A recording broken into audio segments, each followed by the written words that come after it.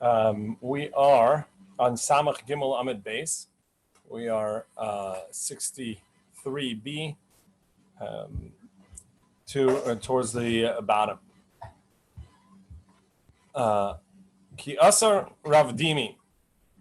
When Rav Dimi came out, Rabbi Yochanan, he said in the name of Rabbi Yochanan, Minayin la'arig kol shehu tami. How do we know that any amount of woven material is susceptible to tumah? Mitzitz. We learn it from the tzitz. The tzitz was a garment that the Kohen Gadol wore on his forehead. It was basically like a plate of gold, a tiara of sorts, and since that was a minuscule vessel, and so too we're going to learn that any size woven, any size weave is going to be susceptible to tumah. Amalei Abayis said, what are you talking about? But tzitz arigu? First of all, is the tzitz even woven? No, it's a piece of metal. Vatani tzitz kamin tashel zav. It's a plate of metal that went and it was 2 finger breadths tall or wide, and the length of it went and it went from one ear to the other along the forehead. So that doesn't prove anything about an arig, about something that's woven. Because of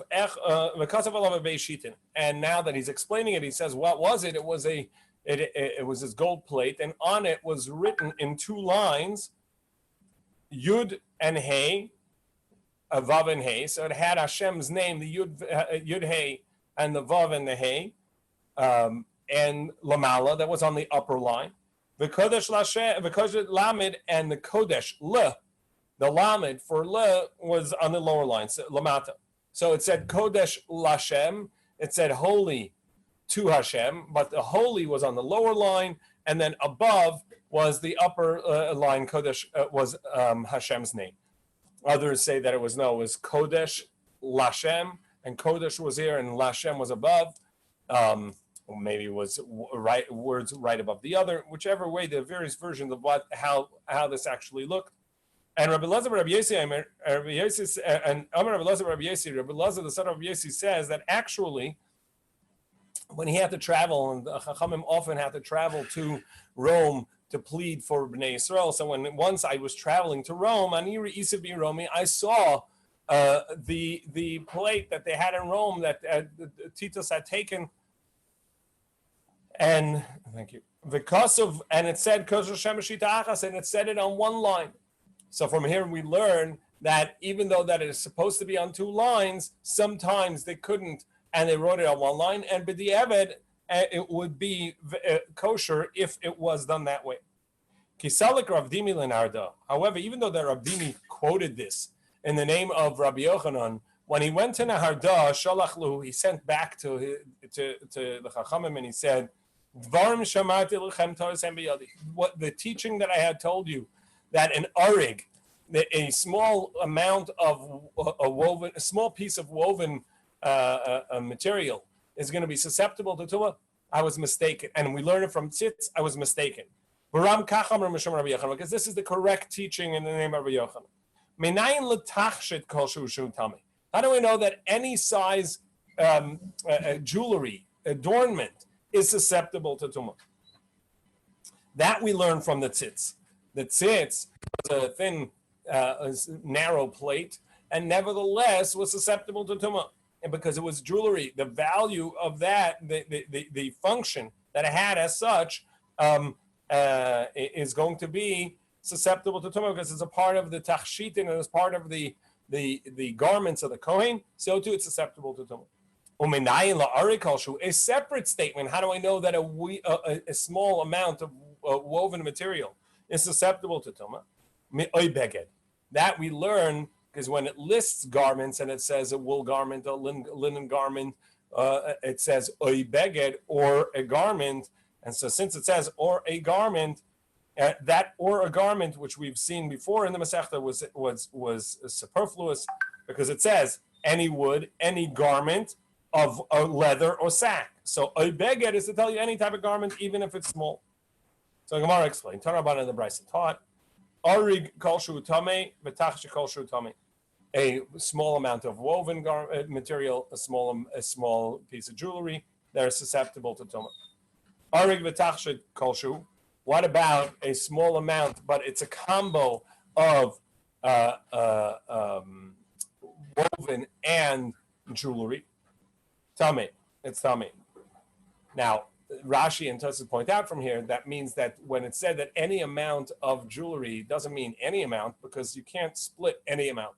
So how would you have half and half? Of course, if any amount of jewelry is susceptible to tumah, or any amount of woven is susceptible to tumah, if you had a combo, why would it not be susceptible to tumah? After all, it has any amount of jewelry in it, or any amount of weave in it. So what we see is that there is a small amount, and it means it has to be a functional piece that would be susceptible to tumah. And what about if it's a functional piece only on account of the combo, and nevertheless it's susceptible to tumah? Moisav sakal abeget, the addition of a sackcloth to the garment, that the Gemara is going to explain later what that is. Shatame, it's also tamei. Mishum arik, on account of that it's woven. Amar Rava, arik al shu tamei me'oibeget. Any amount of weave is susceptible to tumah on account of oibeget, because it says, or a garment, to tell you any kind. Tachshit kol shu tamei, and any amount of adornment, jewelry, is susceptible to tumah. Mitzitz, we learn that from the tzitz. So the Gemara says, arig v'tachshit kol shu tamei mikol kali maaseh, from any vessel that is functional, that is of work. Amalei. So this Chacham said to Rava, I don't understand what you're talking about. That verse that you just quoted, Kol Kali Maseh, that was talking about the vessels that were brought back from the battle at Midian. And Rashi explains, and so what? There it was Tamei Mace. There they had gone to battle and killed the Midianim. So the Tumah was a Tumah of death. And therefore, that susceptibility, a tumah, is going to be a separate tumah. And you can't learn other things from it. However, Tosis has a different interpretation. He says that there it's not talking about tumah at all. It's something else entirely different. It's not talking about tumah. It's talking about kashering the vessels. In any case, the question is that was a different scenario. How do you know that this applies to the tumah we're talking about, which is going to be even from a sheretz? Amalei gomar kali kli mihasam. You're right. We're not learning it from there in the sense of that this applied, but rather we see that that any vessel that has a function is called kli, is called a vessel. So here too, so we know that any vessel that is going to have a function is going to be susceptible to tumah on account of that. To get to the next Gemara, we're going to get into more vessels, particularly goat skin. And we saw earlier in the Masechta that a goat skin is only going to be susceptible to tumah if it is at least 3 by 3. Sackcloth requires 4 by 4. And here we have even a minuscule amount of weave is going to be susceptible to tumah. And the concept is that when you have fine goat skin, fine goat hairs that are made into a fine weave or a fine thread, it's spun nicely, then it's going to be a garment, and it's going to require the halachas of a garment, which are going to be 3 by 3. However, when it's coarse and rough, then it's going to have a different set of rules, and it's going to be based on the sackcloth rules, and that's what our discussion is over here. And we're going to see that there are multiple tumas that we know of. We know the tumah of mace. When somebody comes into contact with the deceased, they become tummy for 7 days. So that's a more severe tumah, and it has particular rules. We know there's a tumah of sheretz, which is a tumah for 1 day. If somebody comes into contact with a sheretz, the shmona shratzim that the Torah mentions, that dies, it makes him tummy. Then we have the tumah of keri, which is shichva zera, when he has a semen emission. That's a tumah for a day as well. If any of these come into contact with vessels, they're also susceptible to tumah, these vessels. Which vessels we're going to see is really a matter of discussion. We have, in regards to these sherets and to these critters, these rodents, if you would, that became tumah, or these 8 rodents that died, and a part of it comes onto a vessel. There it says any wooden vessel, any garment, any leather, any sack, anything, any vessel which work can be done with it will be tummy. So that sack over there says there's going to be a tumah of sack as well. Now it says any garment, any vessel of leather, or any work of goats will, and any wood, it'll be needs spritzing on it. So we're going to try and learn from there as well that goat hairs turned into a functional vessel will be susceptible to tumah, and that's what we're going to look at over here. So we said in this brisa, most of we are now on Samach Daled Amud Aleph, just at the top line, 64a. So most of sak ala beged shemetame mishum arid, that the sack is over a garment that is susceptible to tumah in a weave. So ata beged lav arihu. What do you mean? And a garment is not woven. What would you mean that the sack is in addition the tumah of weave? Hachikama. This is what it means. Most of sak ala beged. Sack is more than a garment. Afal pi she'ene arig tummy. Even if it's not a proper weave, it'll be tummy. What type of weave does it have? It has a twist. If somebody made goat hairs into a sort of like a lanyard, they turned it into a weave of these goat hairs in order to make a necklace, or really just a lanyard to functionally hold something around their child's neck. What use does it have? A poor person who can't afford a proper necklace, will really braid, but weave these 3 hairs together and make it into a lanyard, a necklace around his daughter's neck, in order to hang and he hangs and he'll hang some jewelry or some necessities from there, whether it's an amulet or a pendant on that goat hair weave. And so that's the additional thing, a sackcloth, that we learn that a sackcloth weave is going to be susceptible to tumah, because this is a coarse hair, goat hair, functional garment. Tana Rabbanan sak. So the Gemara says, okay, it says in the pasuk, as we mentioned, by tumah sheretz, it says sackcloth. Ainli elasak, perhaps only actual sackcloth.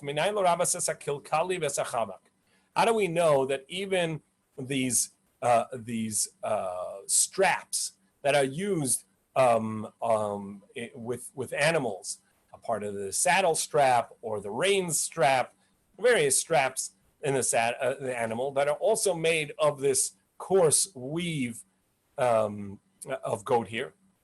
How do we know that too is going to be susceptible to tumah? That's what it says, or a sackcloth. Later we'll see the Gemara has an alternate limud for this. So, well, maybe also any rope and any twine should be susceptible to tumah based on this idea. And these are really not. These are used as whether it's they used to use it as rulers. They would have like a certain length ropes that they would use, and they knew this was a foot, this was a yard, this was etc. Sack. That's why it has to be sack. Masak tavi va'arig. Just like sackcloth is both spun and woven, even though it's coarse, but it does have both the spinning of the goat hairs into the threads, and then the threads are woven. Afkol tavi with orig. Therefore, it has to be anything else. Also has to be that it is spun and woven, but not, and that would exclude these twine and rope, and which are not so. And when it says well, it says by the tumah of a dead person. V'chol kali or v'chol maseizim. It says any vessel of leather or anything that is work of a goat, made of goat hairs, needs to be spritzed from the red heifer water in order to become tahor. So you see that it's susceptible to tumah from a dead person, even though that it's not a proper weave and it's not properly spun and woven. And therefore even a rope would be susceptible to tumah. So if it's true for the susceptibility to tumah of a deceased, of a mace, it should be true also in regards to a sheretz. And I can say a logic. Timu b'sheretz v'time b'mace. There's tumah by a sheretz. There's tumah by a dead person. Makash time b'sheretz loitime ela tavi v'arik. Just as by a sheretz, by a rodent, we said it's only tameh if it actually has, like sackcloth, weave, a spin and a weave. So therefore, I would say the same, that by a vessel susceptible that's going to be come tameh from a dead person, it has to be that the goat hairs have been spun and woven. So Gemara says, really? Hey, is that so true that you would make a comparison from a sheretz to a dead person and say, just like by a sheretz, it only has this limited tumah, so too in some coming into contact with the dead is a limited tumah? If we're lenient in regards to the tumah of a sheretz, shehikala, because it is a lenient tumah, because it only has a tumah for 1 day, and other leniencies. Nekel betumas hames, should we be lenient by the tumah of a deceased, which is stricter, shechamura, which has stringencies, 7 days of tumah? Talmud Lomer, so therefore we can't just learn it from the sheretz. Therefore, we needed to say beged v'or, beged, a garment, and or, and leather. Beged v'or l'gzeir shava. They compare and it says beged and or by both of them. Nemar beged v'or b'sheretz. It says a garment and leather in regards to the tumah that from the contact with a rodent, with a sheretz. But nemar beged v'or b'mace, and it says in contact with the deceased as well, a garment or leather. Just like the garment mentioned in regards to the sheretz, we have a proof from a limud from the previous verse that says that it's only if it was spun and woven. So to have beged v'arama b'mei, so to by a deceased person, we're going to say the contact of a vessel with the deceased is only going to be if that vessel susceptible is a garment that was spun and woven. And conversely, we also compare mace to sheretz in this way. And just like by a deceased, the garment and the leather that it mentions is susceptible to tumah from a deceased person. It said any garment work, any goat work, which included even the kilkali and even the chavak, which are these straps that are used as in the saddle and the reins. Af beged v'arama b'sheretz time kol ma'aseizim is going to be tameh any goat hairs work that's a vessel, and that would be, so now we have a new source for how we know that this goat hair straps are susceptible to tumah. We not from oisak, not from or a sackcloth, the extra word or, but rather from the comparison to deceased, the tumah mace, the tumah that comes into contact with the deceased. And when it says that's only something that comes from goat hairs. How do we know that horse tail hairs and cow tail hairs are also going to make a weave, a spun and woven is going to make tumah? Talmud lema osak. That we learn from osak. So Gemara says, wait, but didn't you need osak to teach you that these straps that are part of the reins and the saddle are susceptible to tuma? Gemara says, that was the beginning. That's before, as I mentioned, at first we thought that the extra word osak or sackcloth is telling us, not only sackcloth, but other things like it, like the straps on the reins and the saddle. But once we now know that we learned that already from the lemur, the comparison where it says a garment and leather by the tumas mace, by tuma from contact to the deceased, and tumas sheretz have the same words, and we compare the two to tell you that even any type of goat hairs, a kol maise izim, any type of goat, anything made of goat hairs, even these straps are susceptible to tumah. Now the osak is extra to tell you that not only goat hairs, that coarse goat hairs that are made into a strap, but even horsetail and cowtail hairs that are made into a strap are also going to be susceptible to tumah if it's spun and woven. So now that's extra. That's only in regards to a sheretz, a tummy of the tumah of a rodent. Tumas meis minayin. How do we know that's true even in regards to a coming into contact with the deceased? V'dinu. So I say that's logical. If time b'meis or time b'sheretz, the Torah said a tumah in regards to the deceased person, and the Torah said a tumah in regards to a sheretz. Rodent. Ma kashatim b'sheretz asakasu asa davar abam mizanav asus mizanav apara kamasi izim. Just like by a sheretz, by the rodent, the Torah said not only goat hair straps, but even horse hair straps and cow hair straps are also going to be susceptible to tumah if they're spun and woven. So too, in regards to contact with a mace, with the deceased person, they'll also have the same rule. And also be susceptible to tumah. So Gemara says again, hey, is that really a true logical comparison? If things that only have a one-day tumah, the Torah was broadened it and said, this is tumah, this is tumah, this is tumah. You know why? It's one day. Shimaruba, where there are most tumas are that way, are only one day. And therefore, it's logical to say that there are other concepts that'll be tumah as well, like these horse hairs.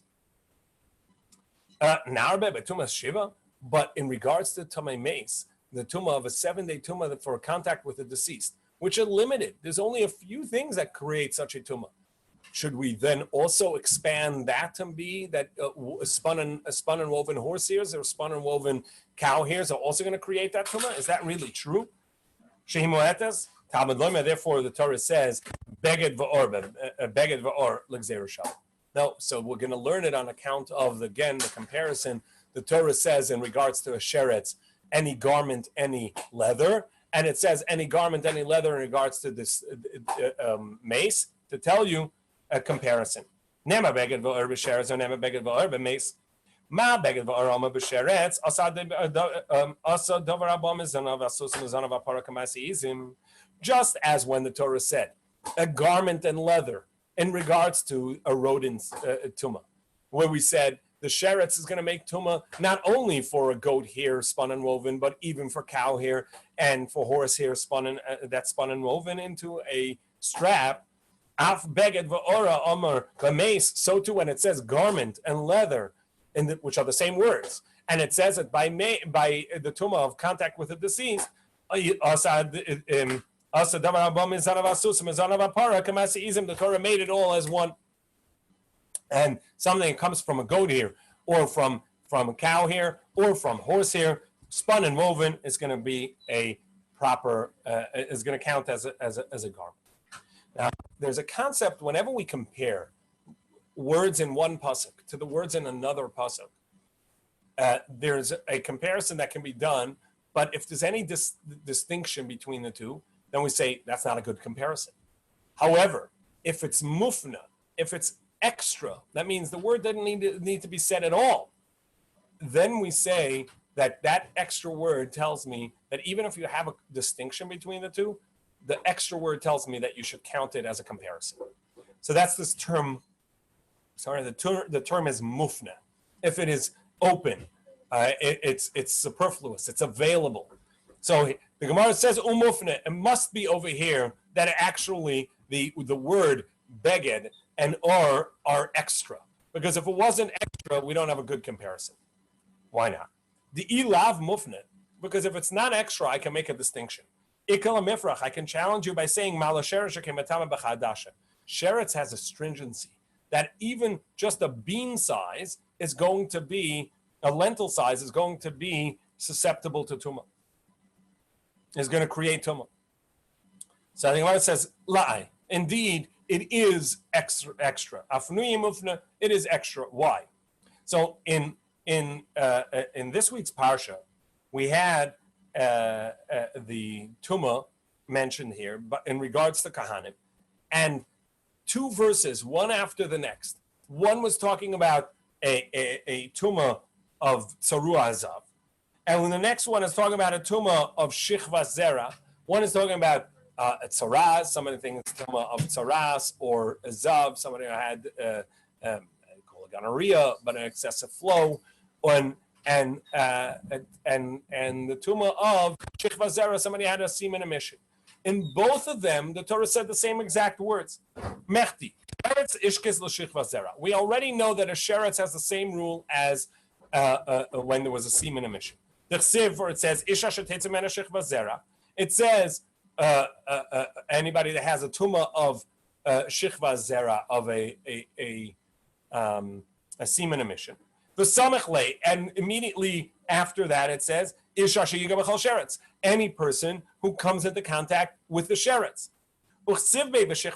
And in regards to the first verse, which is talking about the semen emission, it says any garment or any leather that has this semen on it.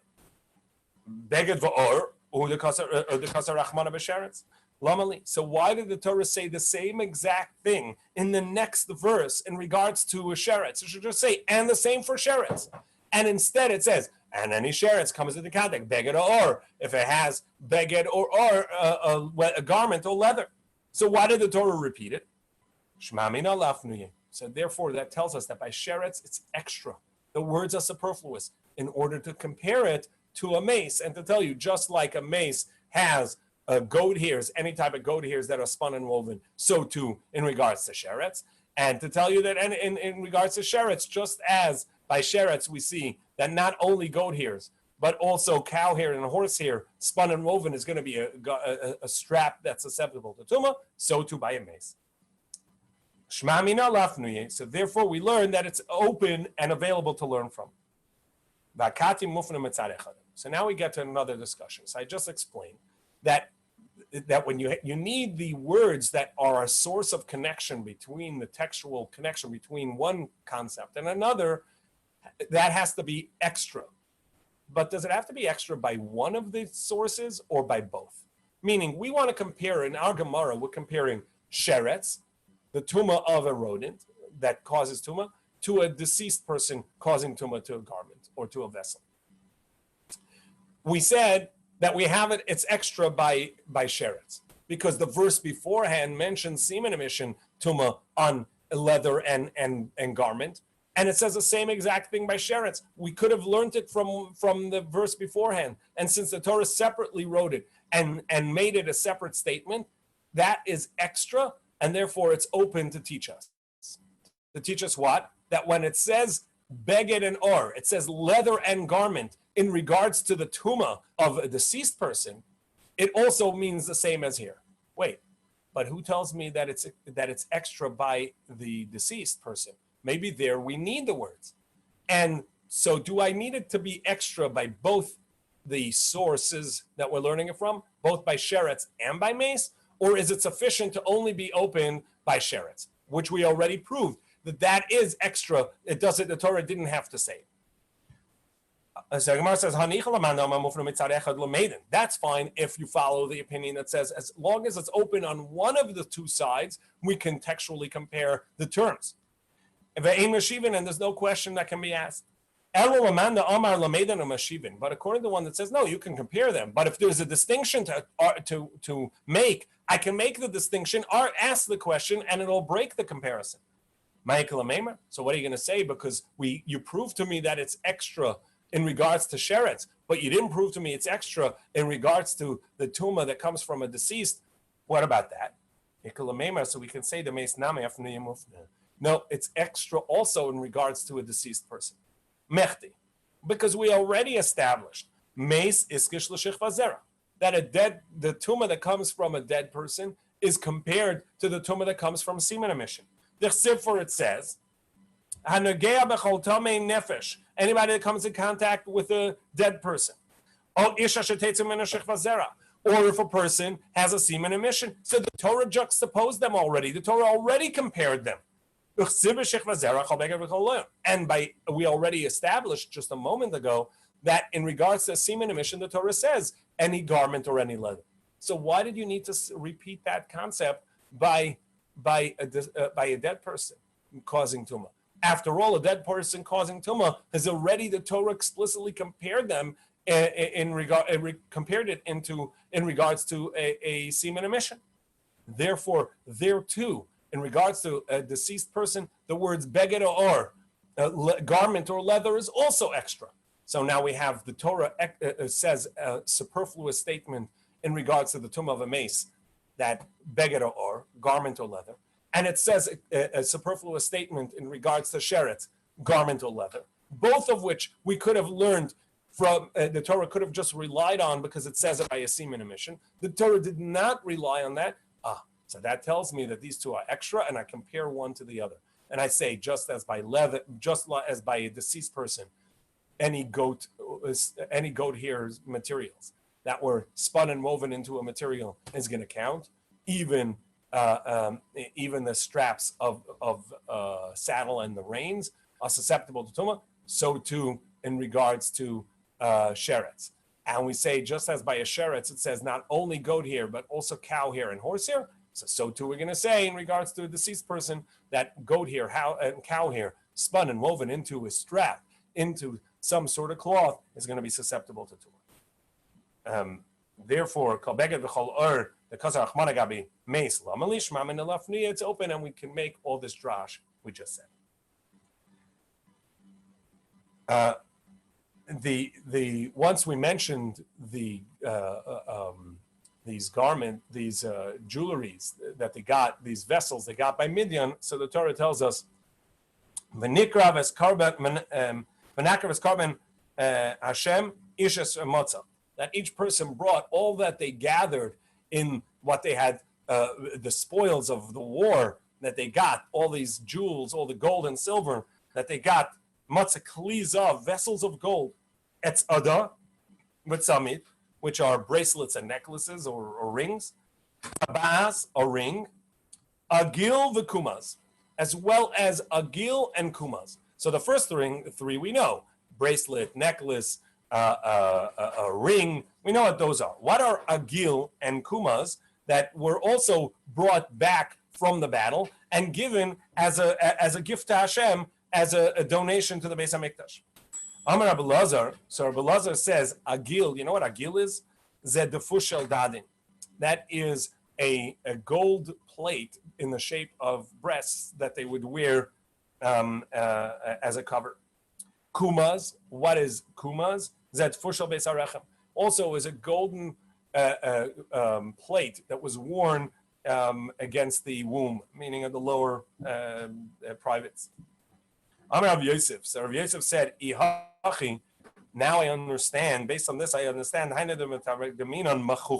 the translation for this piece of jewelry was called the machuch.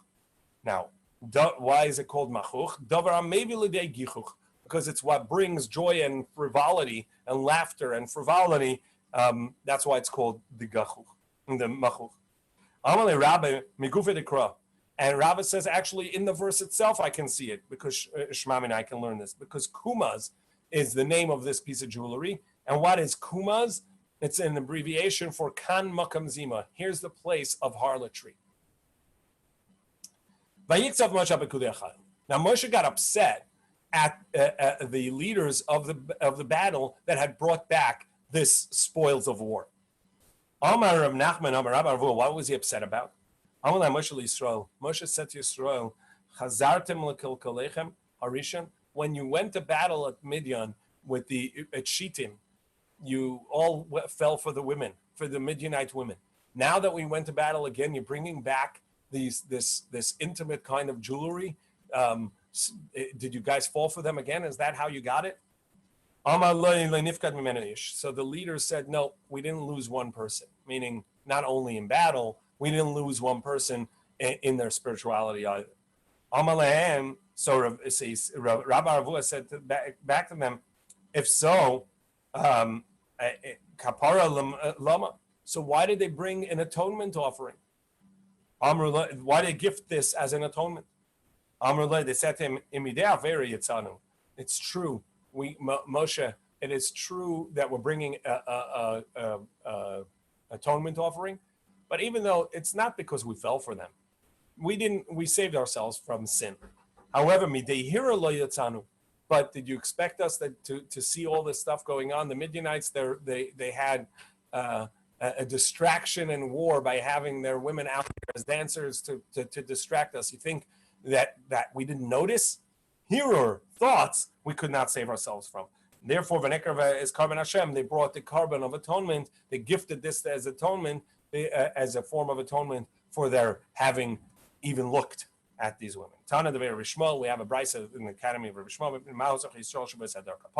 Why did they need atonement? And we turn the page to Samach Dalet Amud Beis 64b. The reason they need atonement because they satiated their eyes with erva, with this nakedness. Amar Rav Sheshes, why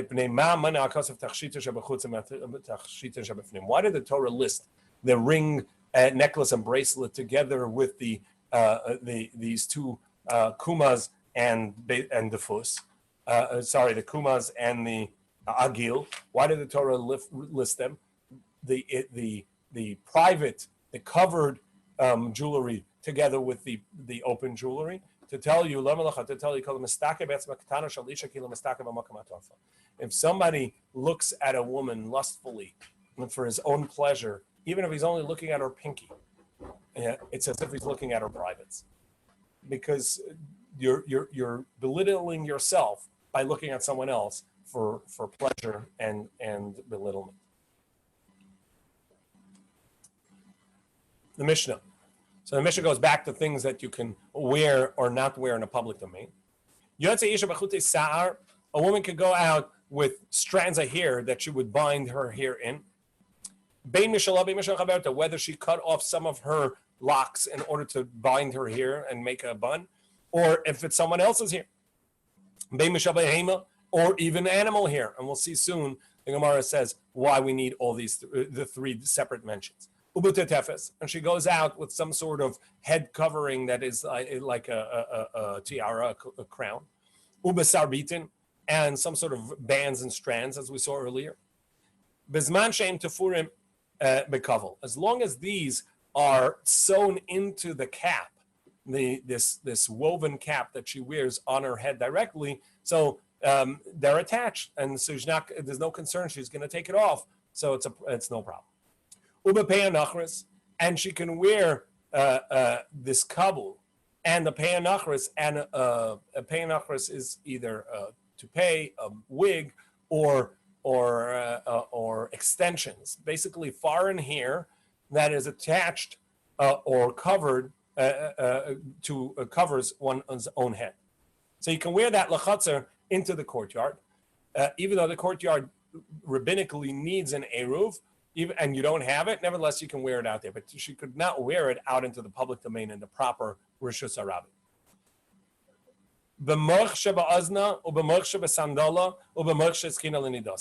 She can wear a cotton in her ear for an earache or to catch earwax, and if she has a soreness on her foot and she wants to put a cotton in her shoe for comfort, or she has her period and she put in a cotton to absorb that.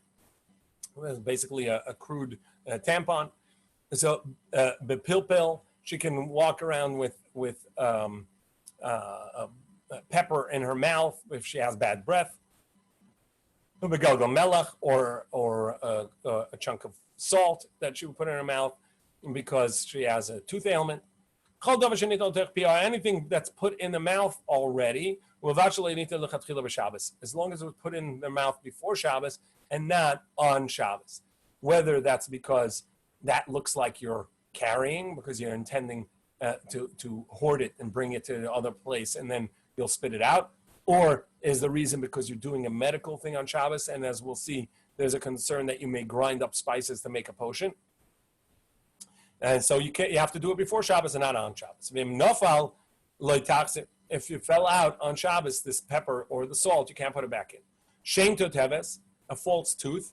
Shein shel zav, that's a golden tooth. So Rabbi Matir, Rabbi says it's okay, but Chacham say it's not okay. And the question is, are we afraid that they're going to take it out because people are going to laugh at the difference? Utzricha. So we need these three things. It says her own hair that she cut off and made a strand, a band, her friend's hair, or animal hair. The Ashmina Didov, she said her own, because she's not disgusted by it. But someone else's hair, maybe she's disgusted by that and she'll take it off. Maybe she can't go out in the public domain because she'll take it off. And even if we said that she can wear someone else's hair, the basmina, of course, because it's another human. Aval the behemoth, but animal hair that she turned into a bun, she wrapped her hair in it. Lav barmina, it's not something like her. Maybe she's going to be embarrassed or disgusted and she'll take it off in the public domain and therefore she's not allowed to wear it. Tzricha, therefore the Mishnah has to say all these are okay. But a young maiden can't go out with the old woman's hair or vice versa. A minor, an older woman going out with the younger woman's hair, that looks better on her. But it's disgusting for her. It's a disgrace for her. It's not disgusting, but she may be ashamed of it. I did the You're right. It's not necessary to say it, but once we said it one way, we said the vice versa the other way as well. Tomorrow morning we'll continue with the attachments to the cap and the wig that she would go out with in public domain. Tashikach for joining on